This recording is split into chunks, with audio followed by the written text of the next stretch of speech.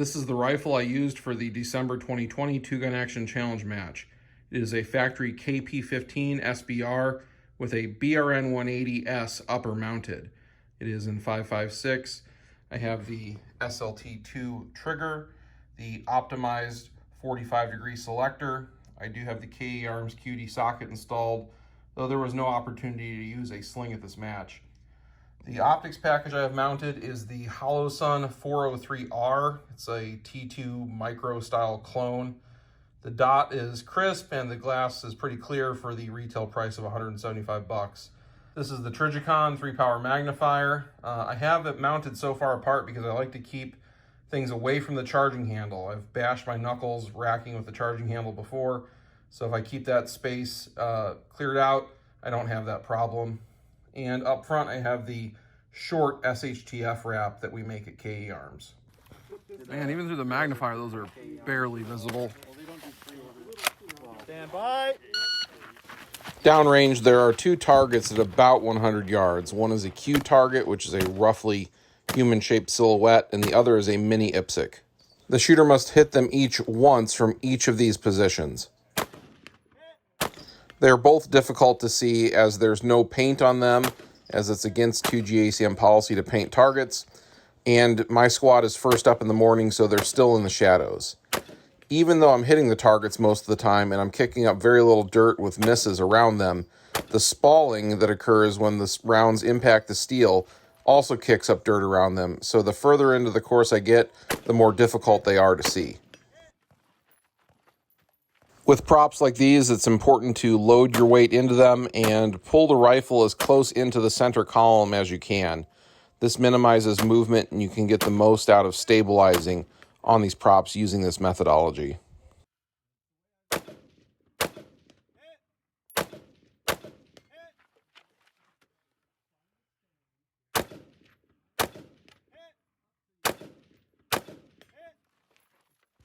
From this last position, I have to shoot through the hole at these two targets. This is one area where the short barrel makes it a bit harder to clear through there while using a 30-round magazine. The RO makes me aware that my muzzle is offset behind the prop, and I readjust my position, barely clearing through the hole. I'm first armored and third overall on this stage.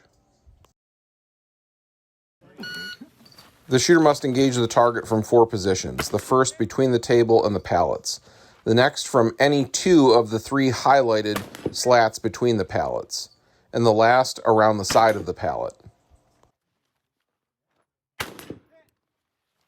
The shooter now has to ground their rifle, retrieve the next target, run at 50 yards downrange, run back, and engage the next sequence. Initially, I run towards the target that's already placed, but I correct myself.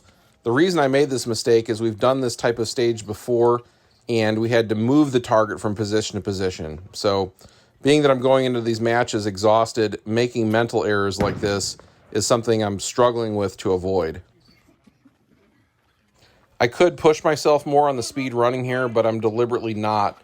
If I run faster and I miss more as a result because I'm more winded when I get into position, it's a waste of the running speed. I'm going to point out my support technique when I'm shooting here. Note I'm holding onto the magazine. This range is at a downward sloping angle while the targets are elevated above the ground. So to get in the angle I need to be to support and shoot them, I can't have my hand on the forend, and the magazine allows me to fully support the rifle from these positions. Another reason I don't want to push my running speed too much on this stage is that with all the increased order volumes at KE Arms and managing the KP15 program, I've been working a lot of 14-hour days and really haven't done any physical activity or exercise in about 2 months, aside from attending these matches. So the way I injured my hamstring before back in 2017 was doing a drill exactly like this, running downrange, stopping, shooting, then running back. And I really don't need a repeat of that incident. Every time something like that happens, things get a lot harder and it gets harder and harder to recover from. The important thing is when I reacquire my rifle, my hits are effortless. I can get into position, send the shot, and know I'm going to make the hit. In case it was not clear, I did not use the magnifier on this stage. The target acquisitions are much more important than any benefit that magnification would give me here. I'm first armored and 4th overall on this stage. On this stage, the shooter engages all of these plates from 25 yards. The ammo shortage going on is starting to affect my match performance. The Magtech 9mm ammo that I have from a ransom rest groups 6 to 8 inches at 25 yards. So the mechanical accuracy of this ammo and this gun at this range is at or just above the target size. So hitting some of these targets at this point is as much luck as it is skill.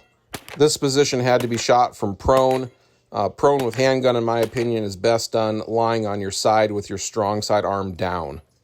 This provides more support and allows your arms to be at full extension, giving you a more natural sight picture, even if it is rotated 90 degrees.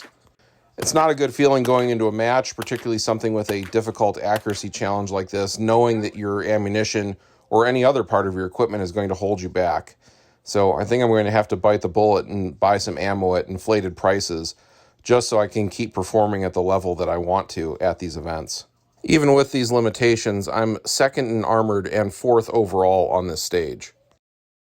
In the end, I'm 1st out of 9 in armored division and 2nd out of 27 shooters overall. Thank you for watching. Come back again for more match and multi-gun competition content.